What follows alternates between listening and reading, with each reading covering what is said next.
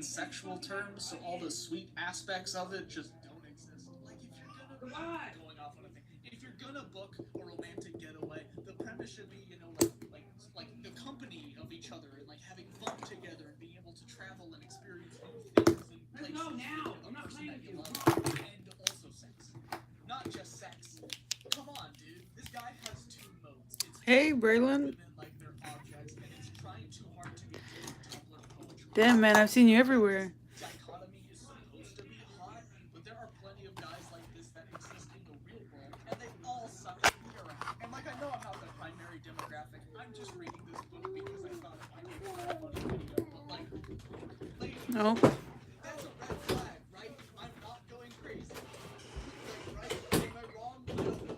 I'm moving on. Anyways, they get all dressed up for the Halloween show. He is dressed up as Bane, to which she actually says really funny. Oh shit, my drink. Break my back in that outfit, which did get a chuckle out of me. She's dressed up as a character from The Nightmare Before Christmas.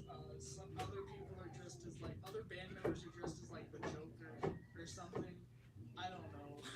They Don't know if mentioned that'll work. boots, which I kind of forgot was a sexual thing. It's been attributed to conservatives for so long that I kind of forgot that there was like a point to it. And then they have the giant Halloween show, which there's like no descriptor about at all, despite being interesting sounding. They just kind of just rush past it. But while the band is on stage playing, news breaks because a photo of Yeah. her and the bassist without his mask on kissing goes viral.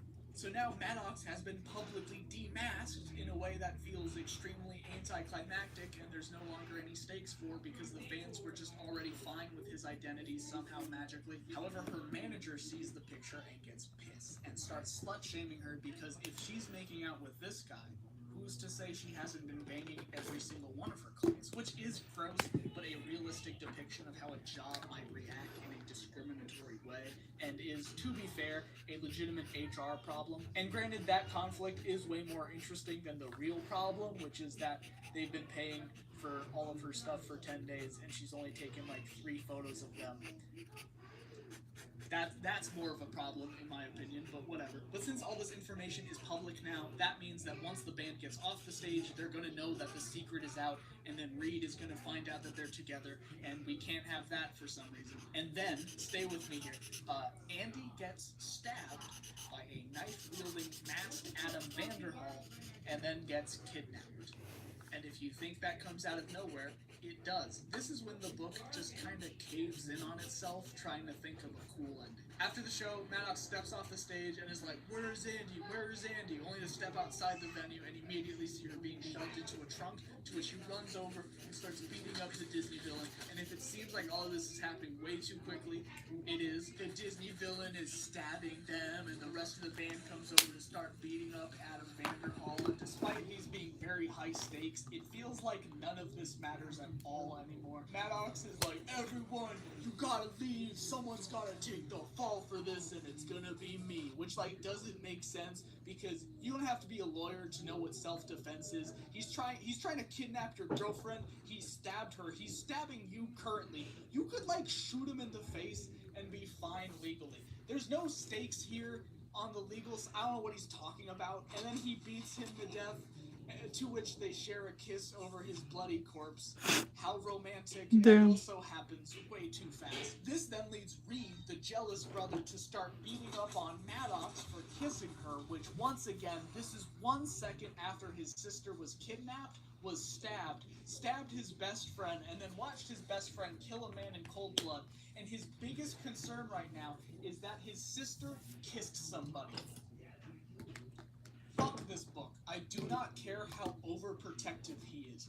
That is objectively the least of his concerns, especially if he's overprotective. And then the police show up and they handcuff Maddox and then take him away. No questions, no ambulance, nothing, no medical team for the dead guy or the everyone who's been stabbed. The police just cartoonishly walk in, arrest him, and then walk out. There's no tensions or guns drawn or anything. It's like how a fourth grader thinks arresting people works. In case if it's not clear, this all happens extremely quickly, by the way. And then the epilogue is just like, everything's fine. I got off on self-defense, and the band is bigger than ever. Andy is on thin ice with her job after sleeping with a client, so they're just booking her on local indie gigs, which is not how local photography works at all. If they're indie, then why is a record label flying out a photographer to shoot their gig? The cost of that alone is like 30 times what the show itself will make in total, so that doesn't even make any sense. I guess this pen doesn't work anymore. A happy couple who's public. Maddox doesn't have to wear his mask anymore, and they dirty talk in front of the brother, which makes him uncomfortable and is also weird because why would they even do that? Maddox mentions he has a ring in his pocket, implying that he wants to ask her to marry him, and then it ends. What a book. Is anyone still here? If you are, I can't believe we made it through that, because that was a lot. But now that we're done, my biggest issue is that every character thinks that they're deep, but they just aren't, and it makes it really hard to like them. The vast majority of internal monologues feel like a Tumblr post, and a decent chunk of the writing is kind of like how I imagine a 13-year-old thinks what it's like to be in a band. It makes the whole thing feel very juvenile and unrealistic. Like, the level of fame that the band has is like Michael Jackson level, which, once again, this is a metalcore band. What are we talking about?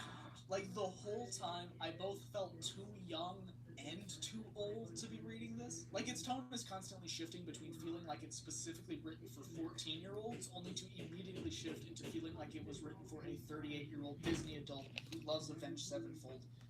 So I'm not really sure who the primary demographic is supposed to be. I mean, it's very clear that it's successfully aiming towards a very Red State Rock Festival, older millennial, younger Gen X crowd, which is a genius demographic to market a romance novel towards, but the whiplash of 18-plus maturity straight into immaturity, I just never got used to. Also, for a book entirely marketed on being a metalcore romance, there is not one mention of what the band sounds like, by the way. Every single time them playing gets brought up, it is almost exclusively written in a way that's like, they played and it ruled. And it ruled. Dude, I'm tired of these fucking Uber ads. I'm not doing it. Anyways, like, I know that there's probably not that much to say, but for a whole book around metalcore romance, you'd think that there would be, like, a single descriptor of the music, but that never once comes up somehow. One of the only explicit descriptors that we get of their music is that some songs were inspired by the Nightmare Before Christmas songs. Oh my god. Which does not paint a good picture. Obviously, I wasn't expecting them to sound like End or Converge, but, like, this sentence immediately made me go, oh, they're one of those. Uh-oh. Also, despite the playlist being a very cool feature, every time music does get discussed to any degree in the book, it's written in a way where it feels like the characters were supposed to be talking about the music on said playlist in the text, but, like, for whatever legality copyright reasons, maybe it had to be removed, and the playlist is, like, a workaround? Maybe? I don't know. Like, there's a point where they are clearly talking about My Chemical Romance, but they're tiptoeing around any exact information in a way that's stilted and weird. Like, two people gushing over a song that they love would not tiptoe about it in such a weird way. It's a very smart workaround, but for a metalcore romance to never once, like, mention music in any substantial, direct way, it kind of feels like it's lacking in that regard. But maybe that element gets improved in the follow-up books. That's right, this is not a one-off book. This is the first in the Young Decay trilogy, each one following a member of the band as they fall in love, but probably mostly just fuck a lot. So if you're curious and you want to learn more, there is a whole 2 extra books if you want to check it out. No, I will not be doing a video on it. I do not want to. The author also sells Young Decay merch, which, credit where credit is due, is actually really smart and like a genuinely cool concept. There's tons of stuff that I completely glossed over, and if you have any interest in reading this book or the rest of the series for yourself, please do. Overall, the book is not that great, but despite my harsh criticisms, I mean no ill will, like, sincerely. There are aspects of it that I did like and appreciated what it was going for, and there's one scene that I did like, but I can't talk about it on YouTube, otherwise the algorithm will get mad at me. There were a few sentences where, although not explicitly incorrect, something is, like, off grammatically. I wonder if he's as eager to learn if last night affected him deep within my soul as I am to know if it did him, because it had. Like, that's just a mess of a sentence. I am ragging on it a lot for the sake of jokes, and I do stand by my criticisms, but I do appreciate the vision, and I hope that the author can improve their craft, because, like, writing books is hard, dude. I can't do that shit. But I just wanted to do a romance video for Valentine's Day, and even though I am a bit late, there is never a bad time for romance, so I hope you enjoy. Huge thanks to all my Patreon supporters for making videos like these possible. I love you all very much. If you want to hear all the explicit stuff that I just straight up cannot talk about on YouTube, including a few positive points, there is an exclusive partner piece up right now for y'all to check out if you want. I hope you don't mind this like sloppy filler video. As much as I love making just like super big, high effort stuff, it also is exhausting, and I wanted to do something a little bit more chill. Take a shower after this.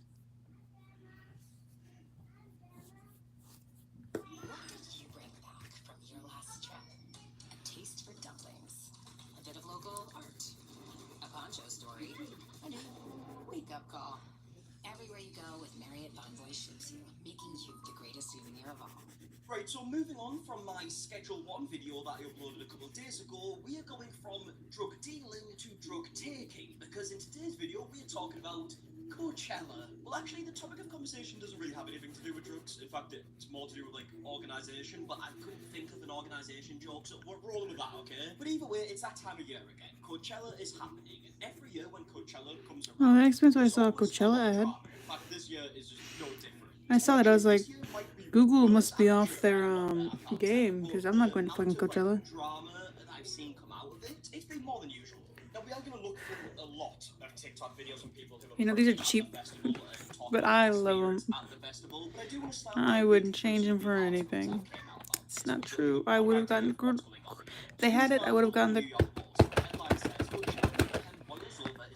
I would have gotten the Crayola pack for these, but they had these ones, and I use them. The conditions were described by many attendees as being among the worst since the festival began in 1999, with some comparing this year's Coachella to the infamously botched Fire Festival, and others demanding refunds before the first set has even been played. I made a joke earlier that I didn't know Fire Festival tickets were included in admission this year, but that's honestly how I feel. A Coachella ticket holder told Business Insider while waiting in his car on Thursday, "I feel duped. People are peeing in cups," added the man, who arrived around 4:30 a.m. local time. Yeah, this will make a lot more sense later. The forecast high in Idaho on Friday was about 102 degrees Friday. Okay, so Fahrenheit, I know absolutely nothing of Fahrenheit. What is that in Celsius? It's around 39 degrees Celsius. So, yeah, as you can imagine, as a British person, I don't really feel these temperatures very often. And in fact, the small amount of times that I have felt these temperatures, it hasn't been in this country. Another TikTok creator at the festival claimed the event is understaffed this year. We had no one directing us once we got close to the campgrounds. I even saw a staff member get taken to a medical tent for dehydration. A couple of workers I spoke to were so disorientated and out of it, I was genuinely concerned. So yeah, what you'll quickly realise when we look through some of these videos is that a lot of the problems started right away, like before people even got into the grounds. Because the amount of time that people had to wait in these queues to get into the festival was ridiculous. I've seen some people saying like 9, 10, 11, 12 hours just waiting in the queue in the boiling hot. Now obviously the heat can't be helped, right? But it clearly has been made worse by a lack of organisation, it seems. So let's actually start looking through some of these videos, right? So this first one is by a TikToker called Daily Musician Bullshit, who has uploaded a few videos talking about their experience like waiting in the queue and getting to the festival. So we're on hour 8 of being in line for the fucking Coachella. Bye. Camping, if you Bye. are